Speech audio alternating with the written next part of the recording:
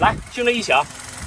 哎，我感觉你们还是太有钱了。那车上出现一点异响呢，就要花大几百、大几千去修理厂检查。其实明明靠咱们自己听就能判断异响的所在。那如果说你不会的话，这条视频啊，你一定要看完。以后你车上如果有异响的话，你自己就能判断了。发动机皮带异响，发动机敲缸异响，发动机气门异响，机油泵异响。平衡轴异响，电子节温器异响，发动机轴瓦响，下摆臂胶套异响，